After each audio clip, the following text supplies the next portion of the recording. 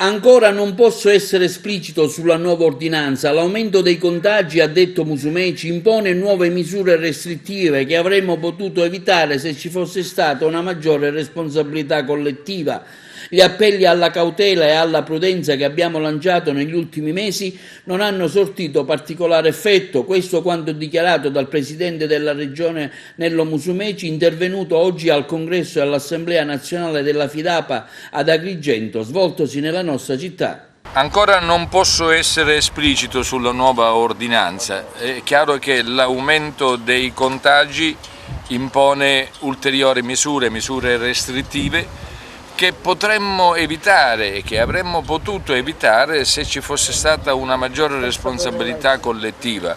Purtroppo gli appelli alla cautela, alla prudenza che abbiamo lanciato negli ultimi mesi non hanno sortito particolare effetto e tuttavia si tratta di misure che servono a richiamare al senso di responsabilità la comunità siciliana, non misure che possano penalizzare le attività economiche. Quella è l'ultima cosa a cui vorremmo pensare, perché la nostra terra è in ginocchio e davvero abbiamo bisogno di guardare alla ripresa piuttosto che a ulteriori chiusure. Ma come sapete in questo caso è il virus che decide, non la politica, cioè è l'unico caso in cui la politica guarda ai numeri, perché se il virus torna, speriamo non virulento, e allora occorre che chi ha il compito di tutelare la salute dei cittadini, e in questo caso lo Stato ha affidato ai presidenti di regione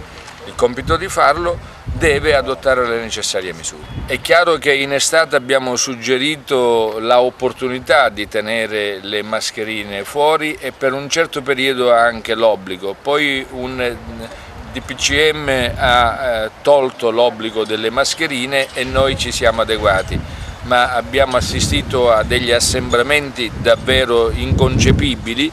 Ancora oggi questa condizione si presenta e allora dobbiamo intervenire, giovani e meno giovani, tutti abbiamo il dovere di osservare cautela e prudenza.